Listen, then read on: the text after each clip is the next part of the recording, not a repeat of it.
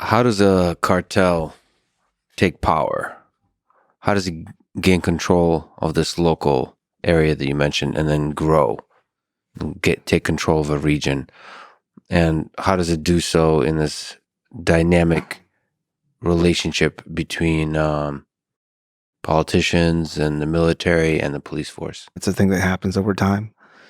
There has always been a big effort, even when I was in, to buy or own certain members of the police force. Even when we're going through training, some people get pulled out during training because they were found out to have some sort of parent or sibling that was a cartel member, or their FBI background check came back negative, when they were already in the training program. So I think part of it is, first off, they take advantage of the fact that Mexico is a young country. It's a country of young people. We have a big group of young people that have little to no opportunities to come up. When I went to take that career path, a lot of my friends took the other option. They went to work for some of these criminal groups. So they have this going for them. They basically have a lot of bodies to hire cheaply. And leverage in terms of forcing those bodies to do whatever is needed, because the alternative for those people is nothing. There's no options. Yeah. So you have a kid somewhere who is working on a field, or you have a kid like me that was out of the job, out of school, and the only options for me was this ad in the newspaper, which seemed like a long shot, or going with some of my friends that had cars now and were hanging out all night at these bars, and some of them had, just Draco AK-47 pistols in their cars, and it would look cool.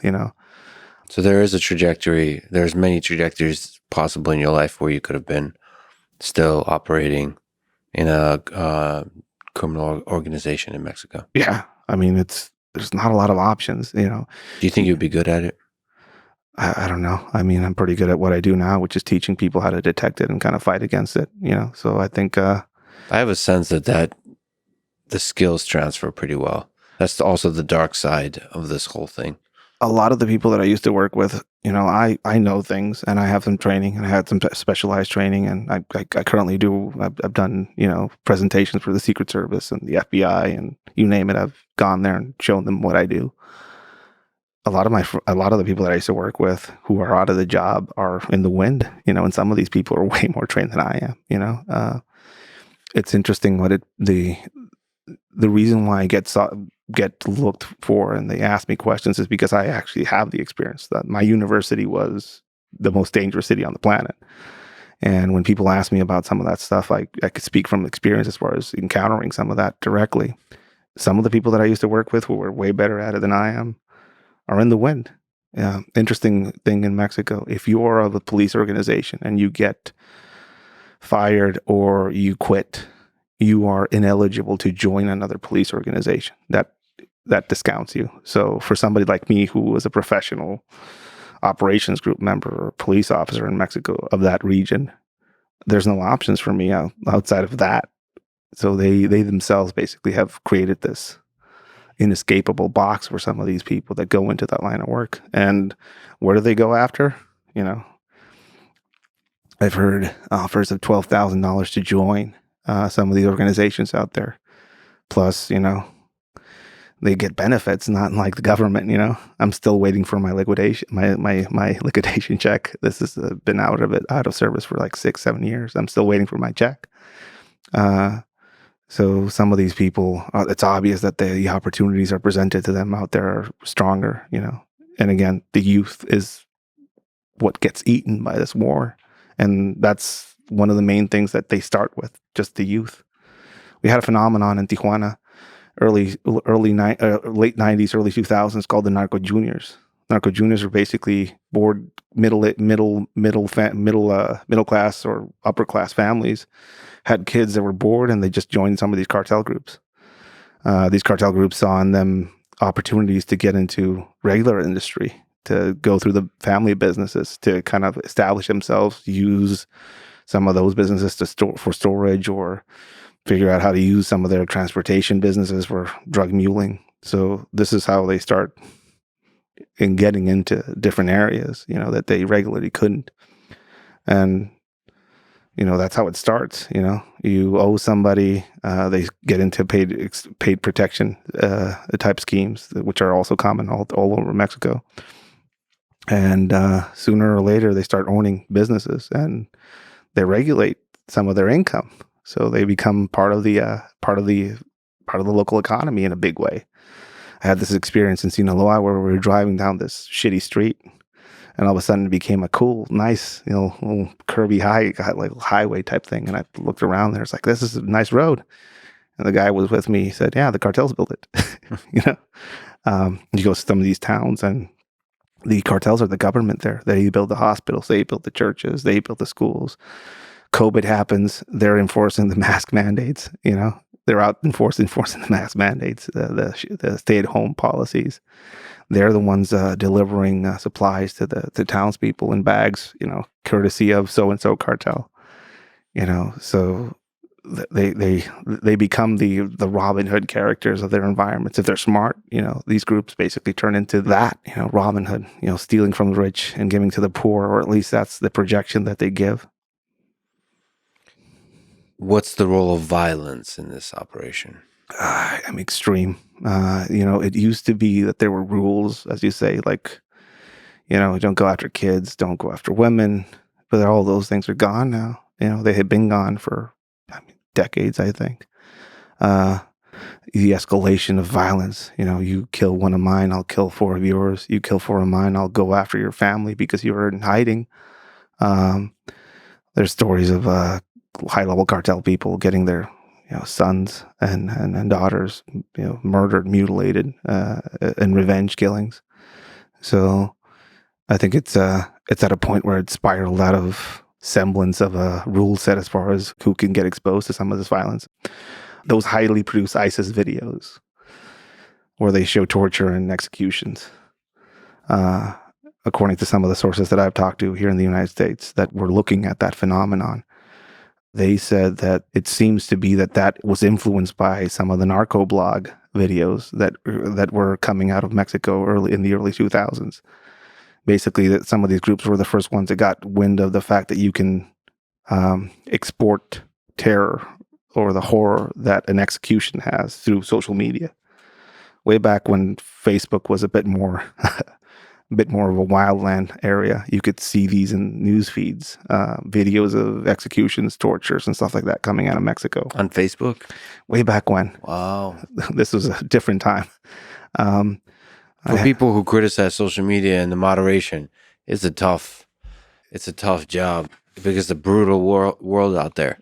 I I remember seeing some of these ISIS videos on Facebook way back when, and they cracked down on all that. But one that's kind of clear, and I'm not going to say where to find it, but people out there might have seen it because some of these videos get shared through WhatsApp groups and chat groups out there. One of the ones that caught my attention way back when was two guys getting executed by a chainsaw. And people can kind of imagine what that would be like, but this is produced on purpose. Yes, like it's videotaped on purpose. It's a cartel group caught two rival cartel members, and a way to send a message to those the rival cartel is to basically execute these people in front of a camera. You can't get to your rivals, but you can make them see what they're doing, or at least make their people look at what happens if you invade their territory. So it's an escalation of brutality in the violence as well. And that leads to terror and the sort of mass communication of terror. Yeah, you have videos of some of these people engaging in cannibalism in front of a video to see how brutal they are, or people taking out somebody's heart while they're alive, and filming it. And it used to be social media as a whole. You would see some of these videos; they would get put down in a few days. But now there's Telegram groups. There's Live Leaks. There's a bunch of other sites out there that kind of disperse some of these videos, and it's basically a bulletin board for them as far as, hey, you got into my territory. Well, this is what's going to happen to you. Right? Is there a game theoretic way to remove this kind of brutality, to de-escalate the brutality? Because it seems like if a cartel takes power that exceeds the power of politicians in a locality, there's a strong incentive to reduce the brutality, to crack down on this kind of chainsaw executions. There was a recent leak of government files. They call them the Guacamaya leaks. It's our version of WikiLeaks, I guess. And it was mostly documents coming out of the Mexican military. I haven't seen it talked about a lot here in stateside, but it's a pretty big thing down in Mexico. And in some of those documents, it reveals how powerless the government is. I mean, as far as the military goes. So that's another player in Mexico, the military. The military has been out in force in the streets, basically doing a policing role since Felipe Calderon was his administration. He basically militarized the drug war. Felipe Calderon was to the right of the political spectrum, and his main rival, who was way to the left, is now in power. And one of the campaign promises he had was to demilitarize the drug war, to send the military back to its barracks and all that. And he's basically continuing on. They just passed some legislation that basically keeps the military on the streets for a few more years. And I think some of these documents that were leaked are very telling as far as why that is. The military now has a vast amount of power when it comes to security, industry. I mean, they're in charge of building airports and train lines in Mexico now. Their documents themselves show how certain regions in Mexico who have a specific military presence work for one side or favor one side of the cartel. So they're corrupted too. So there's these military forces that are in part corrupted. Yes. And then the cartel, which operates with violence, somehow finding a balance between each other. And it just feels like throughout human history, there's